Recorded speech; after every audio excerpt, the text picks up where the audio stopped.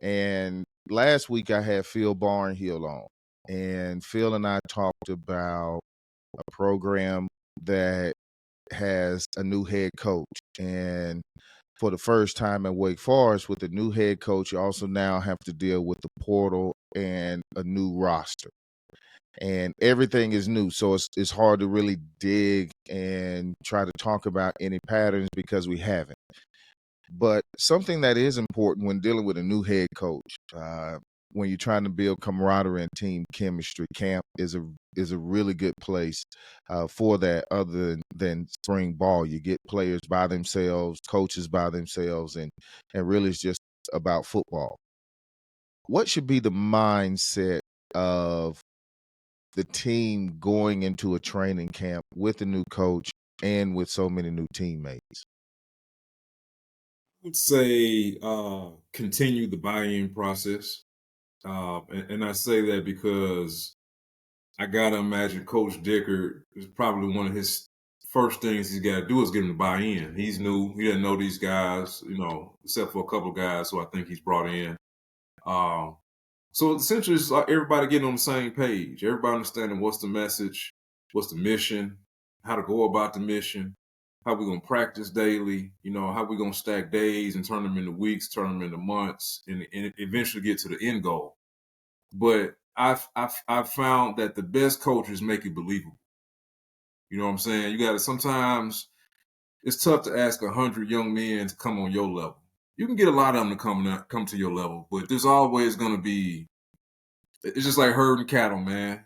You're gonna have 10 cows. You're gonna have two that just don't want to go. They don't want to go get in that pen. You know what I'm saying?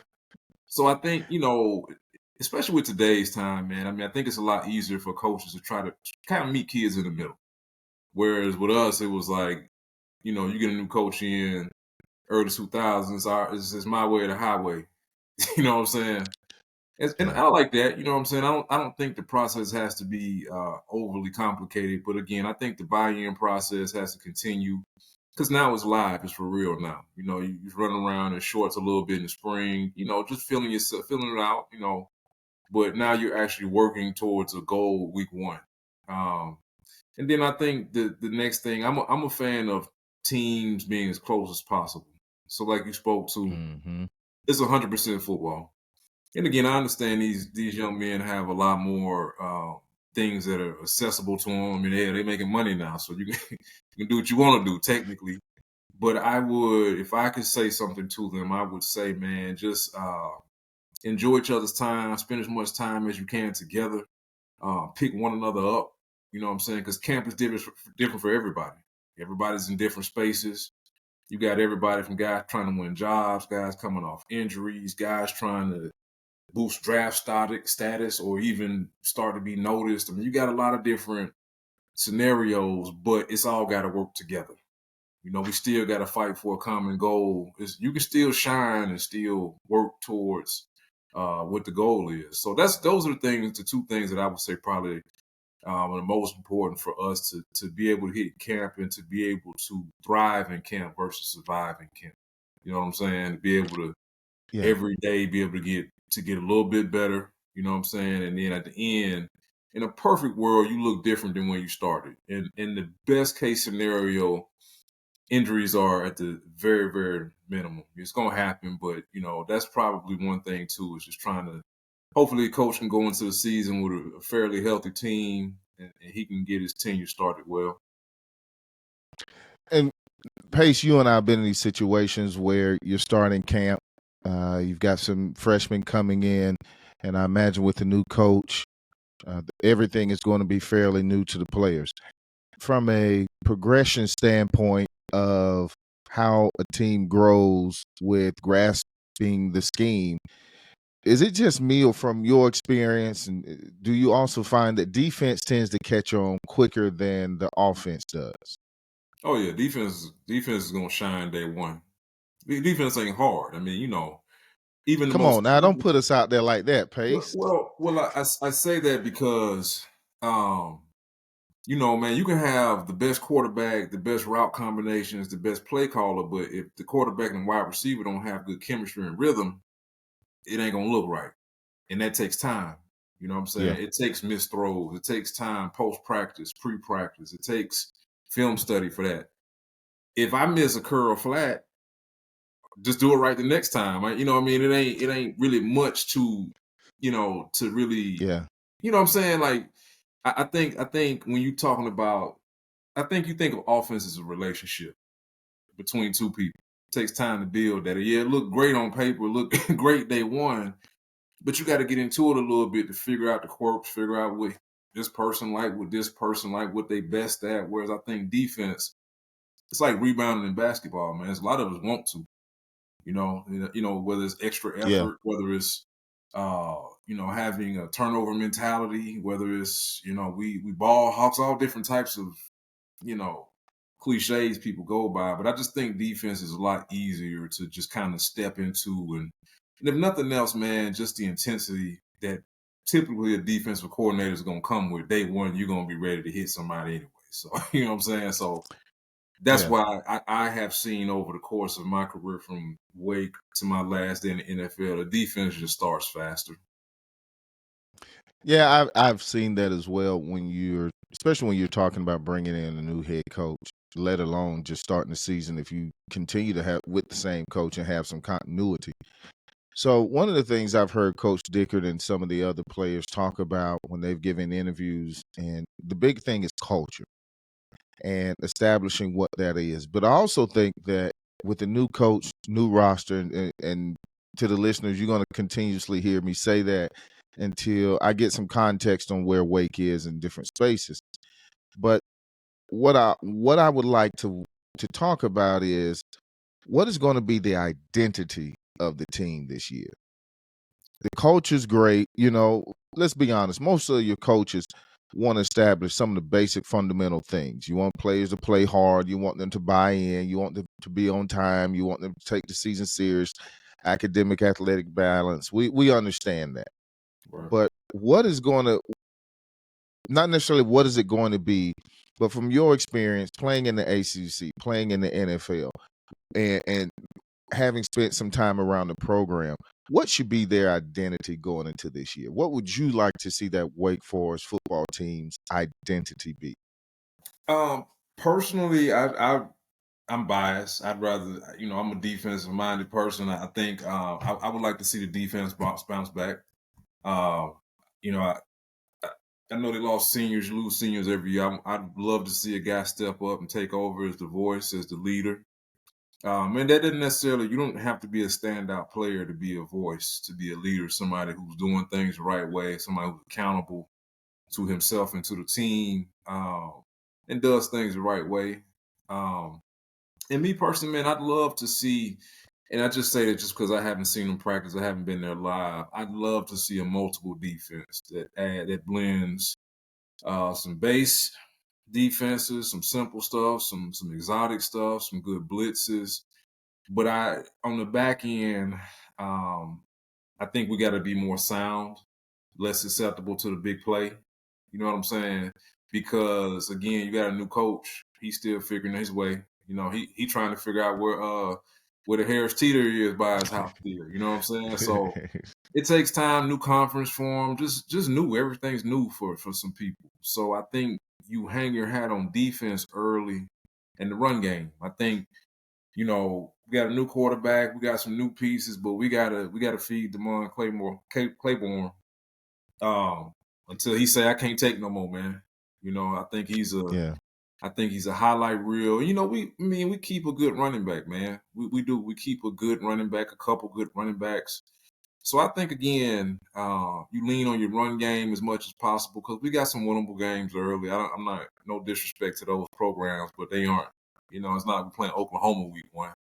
Um, so, go out there and just kind of establish some things. In a perfect world, you get up, get a chance to get some young guys in. But again, defensively, man, we got to be better against the run, better in the red zone, more turnovers, and less big plays. And I know those are a lot of things um, that's kind of on the table, but I just think for a season to be successful, I think that's it. Because we got some teams in this conference who can put up points quick. And I mean, You know, they're talking about Clemson's quarterback as #1 overall quarterback coming out. You know, Miami's got Carson Beck. I mean, we got teams that can score. So again, I think defensively we just got to be better. That's what I personally would love to see. I would love to see a hard nosed, as they say, blue collar lunch pail type of identity, because that allows you to build your identity on those things you can control. How hard you go. Are you aggressive on defense? Are you, when you have a running back that you can really feature, now you've got to strap it up and really attack and make that running game go, because that's what it's going to have to be. You've got the guy to do it. And so when you have those pieces in place and you're trying to establish yourself as a coach, as a team, everybody is, I think it's really easy to come in and try to make that the identity, because again, you're still trying to figure out the offense. So you can't come in as this high scoring, high powered offense. You just don't know yet. But Right. you can control lining up, putting that hand in the ground and making some big plays on defense, being aggressive, and running the ball and establishing that line of scrimmage, and really managing the game and the pace of the game to your favor. And to do that, I think you have to have that lunch pail, blue collar. We're going to go out here and work for everything. And in some instances, maybe play that scrappy role. It doesn't mean you're less talented. It just means, you're not going to get the big plays to score. You're going to have to drive it down. You're going to have some 12 play drives and really control the clock and the game until you can really build your identity around maybe a more open offense, if that's the direction that they go. But I would like to see that. I would like to see teams know that regardless of what the score is or the outcome, they're going to have to strap it up when they come to play. It's just no Well, way around it. I will say this one thing that does play in Coach Digger's favor is he's new. And Yeah. so, football coaches, man, they're very routine minded. And when you throw them off the routine a little bit, you put them in some uncomfortable spaces, i.e., we haven't seen this guy live. We got film, uh, but we don't know necessarily his blueprint and how he wants to do things on both sides of the ball and including special teams. And if you look at things over the course of probably at least the last 20 years, first year head coaches do well in their first year. If they got stable quarterback play, you don't have to be outstanding, but you got to be able to get guys in and out of huddle and do enough at the quarterback position. And I think that's a question mark, because I know with them leaving Washington State, they had a guy transfer to Oklahoma who's highly thought of, that they're departing from. So I got to think their offense is really, really, dependent on really good quarterback play. But again, you know, coach is new. So for all they know, he might Yeah. come out in the wishbone first play. You don't know. You know what I'm saying? And You're believe it right. or not, good coaches, obviously, you're not going to show your hand week one. You're going to leave a lot in the tank and kind of leave people guessing in terms of what your identity is. So, in the perfect world, man, you run off 3 in a row before you really even really get into your playbook for real. You know what I And mean? it's interesting you mentioned that, because when you really look at the schedule, you will see that the first month, Wake doesn't play an away game until October. Right. And so in those first 5 weeks, you have 4 games and a bye week mixed in. So you have a chance to really set yourself up early in the season to have some winnable ball games, have some early success, and then get a chance to come back, take a break, in terms of you can now pull it back and really make some corrections and put in and install those things schematically that you really want, now that you have the first 4 games under your belt, and you could potentially walk out of that 3-1 or 2-2, which would put us in a really good space. So there are a lot of things in Wake's favor when you look at it schedule wise, and we can take a deep dive into that next week, looking at it, team by team, and really taking out the best shot we can at where things can be. But one of the things I've noticed is Coach Dickert is the third coach at Wake Forest in 25 years. And when you look at how coaches transition now, I think that it's really showing that Wake Forest is a place where a coach can build and do something special. And they've shown that when you look at the past few coaches have all gone to bowl games, even going back to Caldwell, before that Dooley, they've all had some success. And then you've seen how, look at what Clawson was able to do over a 10-year period and what he built. So I think that they really have done a great job, and that goes to the leadership at the university in building an entire program where coach can come in and really be successful and have a really long career. No, I agree, man. I think Wake is really what you make it. And I think, and I don't know this for sure, but I do think most coaches think big time. I think most coaches think in their perfect world. I gotta think Coach Caldwell at some point was like, man, I would love to have that Penn State job. Right? It's where it came from, right? Coach Grove, I would love, I'm just throwing a name out there. I'd love to have the Michigan job they come call it. But I think there is something special about Wake when they get into it. They see the players, they see the community, the level of, and I don't even want to call it ease, but I think life is a lot more simple at a Wake Forest versus a Tennessee. And I don't. I'm just not taking a shot at Tennessee. It's just a different animal. You got different expectations. You got your fan base is bigger. They just have different things behind them that is propelling their fan base to say we want more and more and more. Whereas when you have Wake Forest, it's like we're building. You know what I'm saying? We're building. We understand we have to take something that we have to take guys who just aren't. You have to envision what they're going to be in a year or two. Versus at Tennessee, day one, this guy's 6'5", 330. We expect him to step in day one. That's not our blueprint. But that being said, as a coach, I think if you won, you can make guys believe in the fact that you're not what they say you are, and we're going to work. We're going to work every day to prove to yourself that you're not what they say they are. And then two, I think some of our best coaches have come in with some real innovative things schematically. And I can speak to that with Coach Grove. We were probably one of the first teams running spread. On defense, we were running 3-3-5. Nobody was running that. They had to get creative because we were lacking some numbers and depth in terms of, being able to run some other more traditional defenses. And then it's talent, man. I mean, you're in a talent hotbed. You're not far. You're 5 hours, 4.5 hours from Atlanta.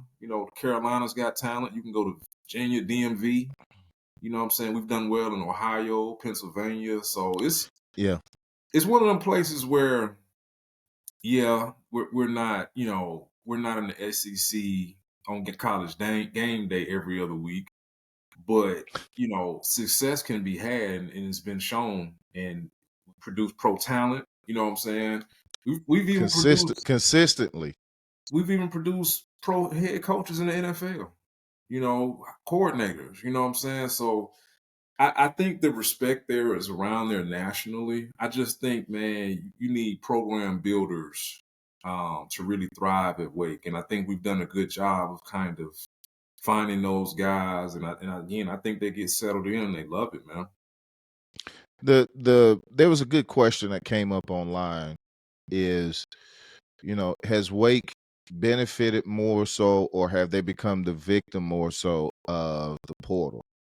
And I sort of had mixed thoughts about that because when you look at Sam Hartman and so many others that were at Wake and built, uh, built their foundation and then went off to other places, I really think that we've had some situations where we were victims, but I also think we've had some players that have come in and we benefited from it. I think we're going to see that now with Coach Dickert with the roster changes and being able to go into the portal, because I think the development of his tenure would be much slower if it wasn't for the portal, because now you really have to depend on hoping those upperclassmen can step in and give it one last hurrah if you have that many left. But you really have to invest in the younger players. Where I think the portal will see that is going to make that progression that Coach Dickert is going to have in the development a lot quicker. I agree. I just think, man, I think realistically, luckily we were able to keep Claiborne this year. I think he Yes. I think Yeah. he loves Wake and whatever he's got going on, he's okay, right? Probably could have went a lot of places and done really well and made a lot of money. And that's, it's probably not gonna happen very often. But the reality of it is you can fight it or you can go with it. And I think it's one of those things where if we're smart about it, we just kind of always looking for talent. We're always open for business as well, knowing that hey, we might lose a guy, and that's a testament to the program. That's a testament to what's going on. Hey man, this guy, we worked him. He's everything benchmark we put out there. He's met it and exceeded it. Um, Today's marketplace says, hey man, you have a payday waiting on you for if you want it, and that's just what it is. Yeah. And the longer you Yeah. go try to fight it, the more detrimental I personally think it is to the program versus you just kind of gotta keep going on with today's college football, man, and keep scouting. Try to retain as many guys as you can, but also Hmm. knowing, man, you're gonna lose some guys. You're gonna lose some Jamal Banks. You're gonna lose some Deuce Alexanders, and that's it is what it is, man. But there's also a place again because you're in such a talent rich area. It'd be different if we was in Boise, Idaho. I'd be like, I don't know, man. Yeah. I don't Yeah. know. But again, man, I know we've talked about this. I mean, I still think coaching, the foundation of it is development. The foundation of it is Yeah. development. And I so, had I had Phil on last week, and he talked about Wake being a developmental program and what that meant. It's not a negative. It doesn't mean it's a bad program, but to your point, the expectations are a little bit different. And you use Tennessee as an example, and I would say, and I think you know this also, the pressure you feel in that SEC environment as a player is offset at Wake by yes, you still have expectations on the field, but now in the classroom the pressures are a lot different and the yeah, expectations are higher because of the reputation. So you offset it to where it's still the same amount. You just offsetting where that pressure comes from and you have to apply because you and I both know when you have after your freshman year at Wake, you got a class of what, maybe 15 people? So yeah. everybody know you're gonna miss whether it doesn't matter how big you are, what sport you play, you got 15 people in the class. So I think that pressure offsets uh, at different places. No, I agree, man. I think too, in today's ball, man, these kids are playing. They playing on TV in high school. They 7-on-7 leagues is all across social media. So I think some of it's just inherent for them. I think it just kind of built into that for them. But I wholeheartedly agree, man. I mean, you got to be able to develop your talent, and you ain't gonna hit on Yeah, everybody. You're not gonna hit on everybody. But even with myself thinking about my class, I can speak to your class, guys. You had a lot of guys come in and contribute. And that's all you want. You want hmm, high level contribution. And you want a couple all conference guys, some honorable mentions, some 2, 3 year starters. In the perfect world, you get a handful of pro guys, and that's kind of spoken to our MO. But the thing I think that has helped that process is the time period that those guys had to develop at their own pace. And we've all seen it. yeah, You get some guys day one that can play day one. Cool. Ain't nobody gonna hold you back. Go play. But the vast majority of us was like, nah, we ain't ready. And we yeah, did what we had to do to get better in practice, get better in the weight room. And then like you spoke to that academic pressure where that time helped us be able to kind of marry all of that together versus being thrown out there day one. Then you got this rigorous academic load behind you. And to me, that's a recipe for disaster. You got a kid that ain't ready to play. He ain't ready to thrive academically, man. You know what I'm saying? You just there at that point. You just swimming. yeah, You treading water. You know what I'm saying? yeah.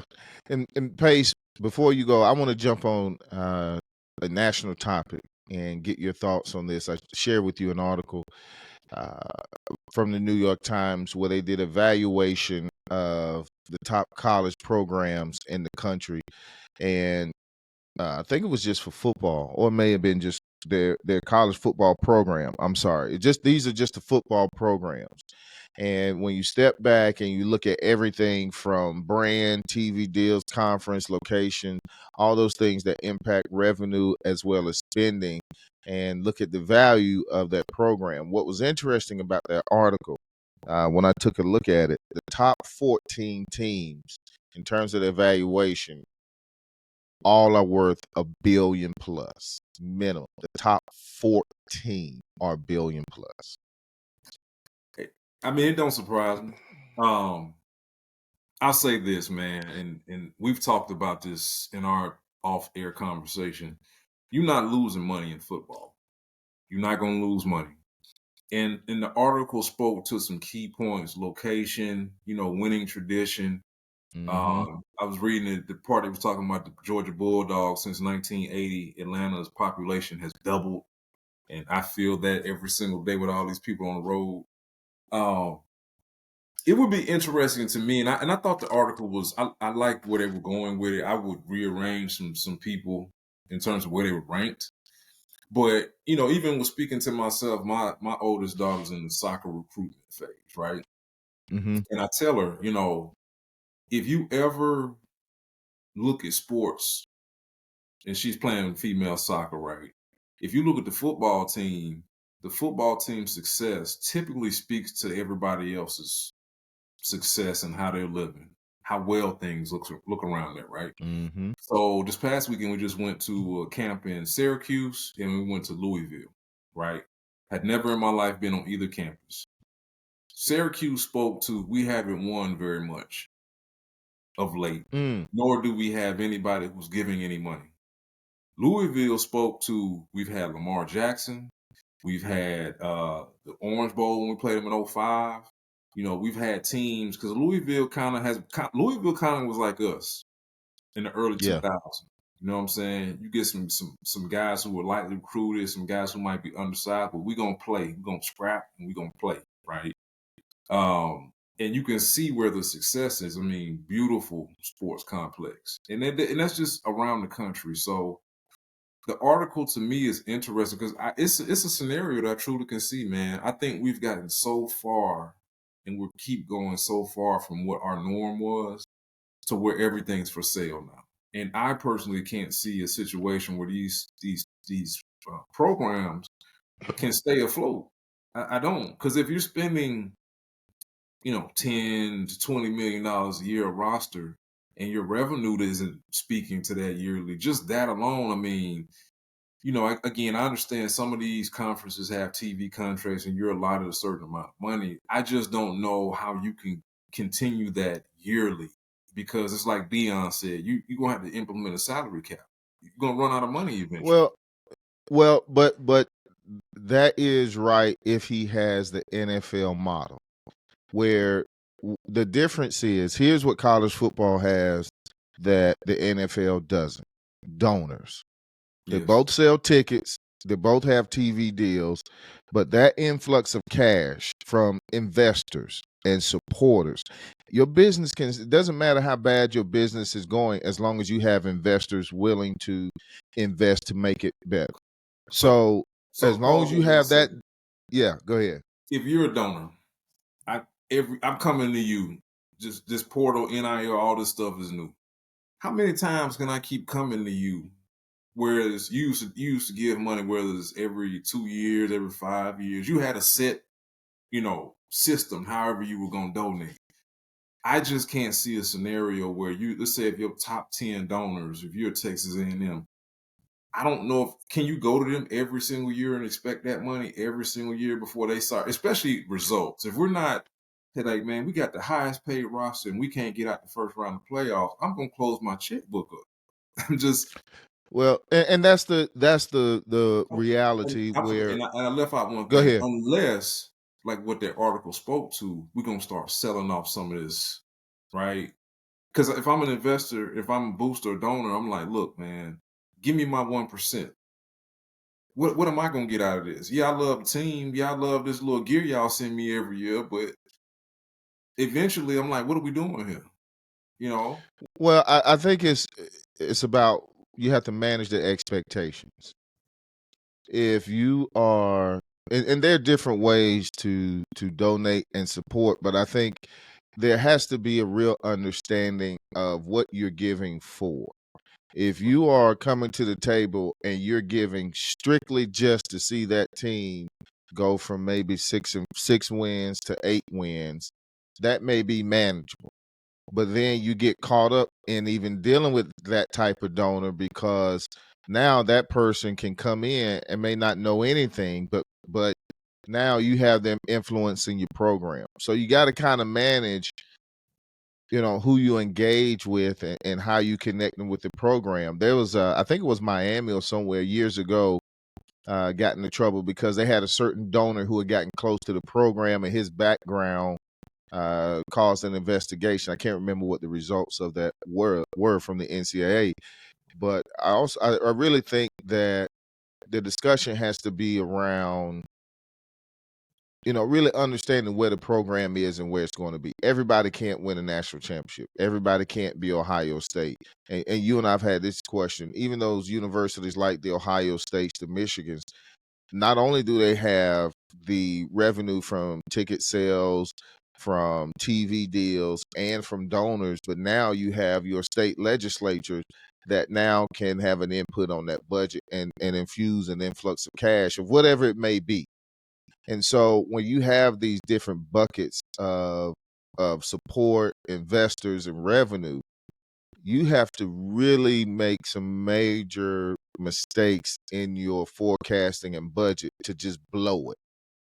So, That's the part that I think that there's just a lot of support there that pro teams don't have.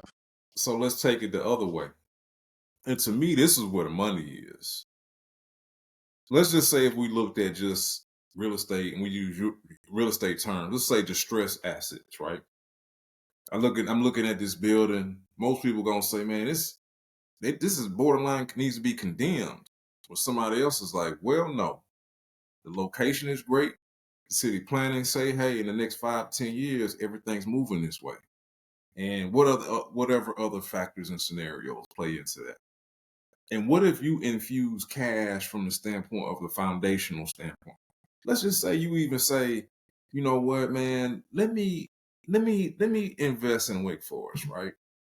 And let's go total left field. Let's put an IMG type facility in between Raleigh and Wake, right?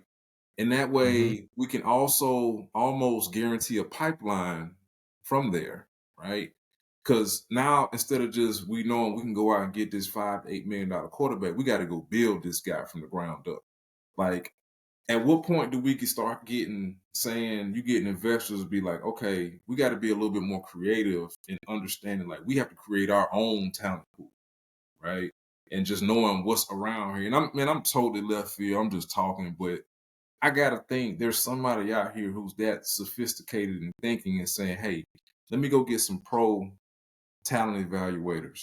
Let me go get some former pro and college coaches and make sure we betting on the right guys, right? Let me go get the top ranked nutrition person. Because we ain't never gonna beat Ohio State from a numbers and tradition standpoint. We got to go a different way. We got to outsmart them in ways they Yeah. ain't thought about yet. Can we see that day one day? You think? I want it. I have a lot of optimism about it, but I just don't think we're built for that. That's expensive. Yeah. I don't think we need a salary cap. I think we need a spending cap. I don't think that it's the salaries that the student athletes should be making because the money was there. But it's the spending cap. What you talked about, bringing in former pro players they're not going to be cheap. Yeah. To get a former NFL player to come uproot their life and then join your staff and what they're going to bring and how that could change your program, that's expensive. And not So, everybody can afford that. So for every Ohio State, there's so many other programs that are, they're barely making it, you so know? my scenario, I would say that would be part of your private equity group, right? So if I'm just, man, I'm like I said, I'm out here, right? But if I'm a Peyton Manning, if I'm a Tom Brady, what am I investing in Michigan for? It's a proven product, right? Let me go invest in something that don't have what I got and that's gonna show better. Then I got my other investors in this group where, like Peyton, you handle the football. You don't have to work there every day. You just got to put people in place, and that might look like, hey, I got this guy, and I'm this is the Gus Malzahn scenario. I got this coach down in Arkansas. They don't even punt. They doing stuff that ain't be Oh stopped yet, yeah, right? yeah, You know what I'm saying? I got a Manning Academy. The top quarterbacks come to my academy every year, right? Like to me, if you're going to get investment, private equity groups, it to me it would seem like they would be super thorough with the people to make sure, football wise, to make sure everything's in place. Because you got the money. Like you don't care about the day to day football part. You just got the money.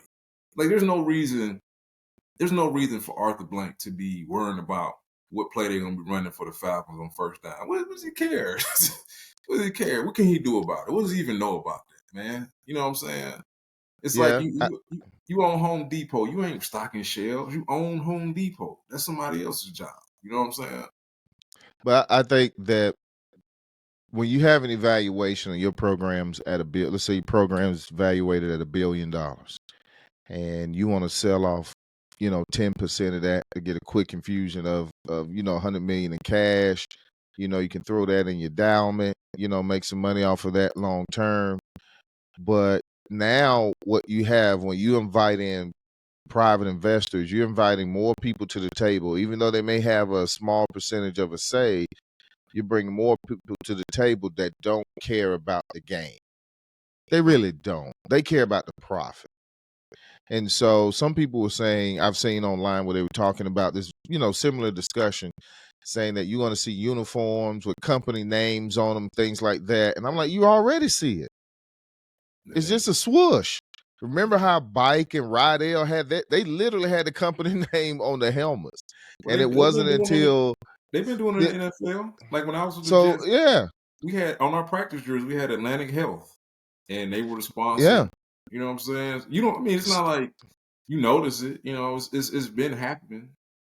Yeah, it's just, and it hasn't affected soccer at all. And so I think that, we have to understand that people don't always do well with change, especially when it's involving money. And I don't think that the narrative around NIL, the narrative around the profit sharing and the collectives and transfer portal, I don't think that there was really a good job of painting the picture of what it really is and what it means. I think people kind of throw those words around as if they're just interchangeable, and they're just not. And it impacts how people view it. And so when they start talking about it, not understanding that when you say pay for play, that's contracts involved. And those are obligations. You and I know that the obligations and responsibilities from, being student athletes and you being in the pros. So we understand what it was like even without the money. So the one thing you and I know, the responsibilities don't decrease when they pay you, they increase. So I can only imagine whereas before you missed class, you might not, play in a game, or you might have to run after practice. Well, now you're gonna have to run after practice, might miss game time, and it might cost you a couple grand depending upon how the system is set up. So it's a lot more responsibility. And, yeah, players are getting money, student athletes are getting money, but responsibility comes with that, not just in how they manage it, but now people are asking for it. So you spoke to something that I don't think they see coming, because eventually, because at some point you got to have control, right? And it's hard to control somebody that's making just as much money as you, right? And so I remember Dion was saying this. He was speaking to it more about with uniform, and Yeah. he was talking about he was tired of seeing guys with pants above their knees. But like you said, I mean, there are some things that are going to happen because it's just more required, that you're being given, so more is required of you. So I could see a scenario if you late for practice and whatever the scenario, because I have heard stories about people of knowledge of kids at other places who was missing practice to go get tattoos or just not showing up, right? Man, you Yeah. make a couple 100,000, man. They not thinking about you still got the same responsibility and then more. You know what I'm saying? They just But thinking, come on, Pace. We saw cats doing stupid stuff when there wasn't no money on the table. no, and but the thing is they had consequences for those, right? And as time has gone on, and again, I don't know the pulse of every team, but I have heard situations where guys is kind of, they doing their own thing, and it ain't much that can happen to them. I think you gotta start tapping your pockets. And I ain't talking about nothing. I'm Yeah, not talking about NFL fines. I'm talking, man, it's gonna cost you, something. We got to do something. You had to put something yeah. in place to get you to understand, like, this ain't just no free for all. And I don't think that'll be a coach thing. I think eventually, man, once they package this thing up, I think it's gonna be some things that's gonna change that I don't think I kids see, agree. and But again, though, Pace, we are when you're a student athlete, especially you're talking about that at the college level, you already know about being controlled. You know about having your day schedule. You know you got to be in class. So I think now, like you said, the consequences are going to evolve for sure. But I don't think student athletes should be caught off guard by having added consequences to things such as, being on time to the team bus, being on time to meetings, things like the things you have to do haven't changed. But to your point, the consequences are going to be uh, more impactful because now you're going to have to give up that money as well as run after practice. Because right, coach is not going to stop that running at the practice piece in college. right, So I think that's going to be an eye opener. But again, that's not a bunch of players. Every yeah. team is going to have one or two out of 100. One or two out of 100 are going to be that way, and they're either going to come to a point where they say, "Okay, let me get my stuff together," or they're just going to continue to be that way, and they're not going to be around for a while. Well, then too, I gotta think, man, if you're in the SEC and you're guaranteed a certain amount of money just to be on the team, you might not even play. I gotta think that money and acting right and not having to go to, and this ain't no knock Tulane, but if you at LSU, you third string defensive end, and you guaranteed a minimum 50,000 a year, and man, if I go transfer to Tulane, I'm at like 10 a year. That's gonna keep you. Hopefully, you smart enough to know that's just keep you in line alone. Right? Yeah, Hopefully, and I think they get that. I think they understand that most students, damn near none, all are leaving college with nothing. So you're in a super privileged position to be leaving college with a degree, hopefully, and money in your pocket to start your life off. I think they yeah. grasp that concept. Um, I think they do. We did.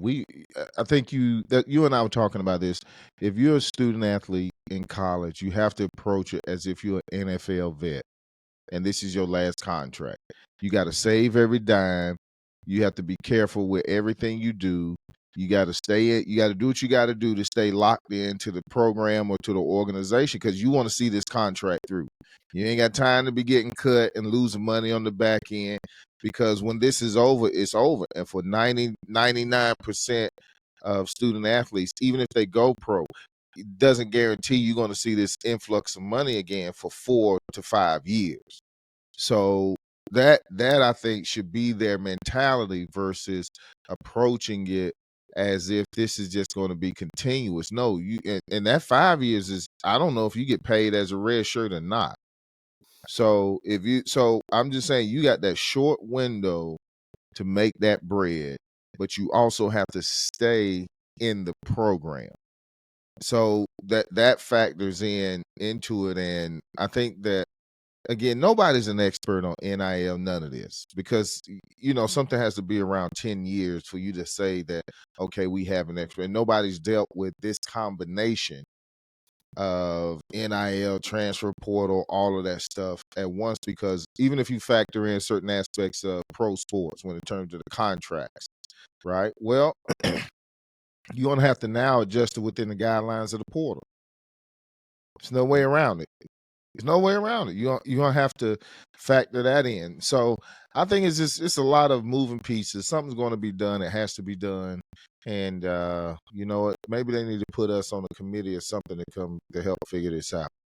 But but Yeah, but no, Pace, it's go I'm ahead. gonna go ahead and jump on off and thank you for stopping by, spending some time. You got to come back, especially when the season kicks off, and we're gonna get ready to talk about some more Wake Forest football, and then even some broader topics. Yeah, I'm with it, man. I'll be ready, man. We got plenty of stuff on the horizon and shit, man. NFL camps have started already, so let me know when you're ready, especially with your Steelers, man. Looking at 8-8 again, 8-9. Hey, as long as we're in the playoffs, that's all that matters. Keep Tomlin, get us to the playoffs. He's gonna strike. He's gonna strike oil again. I see it coming. I'm looking forward to a really good college football season this year. Yeah. I think that we're going to see some teams come from out of nowhere, have some really good seasons. I think you're going to have your traditional blue bloods. That hasn't changed. I don't think that's going to change much, but I think you're going to see some fringe teams come in and infiltrate that top 10 to 15. And my biggest question is how much longer are they going to ponder expanding the playoffs? Some way, somehow, they're going to try to expand it. But we'll talk about that. But go ahead. No, I think they have to, man. And I'm gonna give you a left field reason why. If you expand the playoffs, to me, you add more parity. The more people Ohio State got to go through, the weaker they are, the better the championship is, right? So if we add another round, and I'm not saying get nowhere near the March Madness, but hey, let's make it a real playoff where you got to go through some teams. You know what I'm saying? So what are they at? 12 now? Yeah, see, that's what I'm saying. Somebody, if you're in that bottom half, you're gonna have to play an awful lot of football just to get to the national championship game. Right. And in the context of football compared to March Madness, we tinkering right there on that same line that they are in terms of doing too much just to produce a champion. So how many games you have to win now to win the championship? 15 to 16. No, That's no, the no. NFL regular season. I'm talking about just in the playoffs for college. I think it's 3 to 4 games. If I look at it, I think it's 3 games. So to me, that's borderline too much. So yeah, I think because So if you take a team that maybe comes in, say you take 12, say you go to 16, right? If you come in at a team that's maybe ranked 14, and maybe through some scrappy play, some unique play calling, you march your way through, and you're sitting there. Now you got to play Ohio State, and you done played all these extra rounds. So I think it might be tinkering on doing a little bit too much just to produce a champion. I mean, between the conference championship games, the long season anyway. I mean, you playing an NFL regular season schedule. And so that's the other thing people, when you talk about money and revenue, is this money's not just being made up. There are TV contracts, there's merchandising, ticket sales, parking, and all of these things that come into play that the money's there. Again, it's revenue sharing. So but anyway, Pace, we're gonna have a chance to jump into that and so much more. Again, thank you for jumping on, man, spending some time, and we're gonna talk some more Wake Forest football.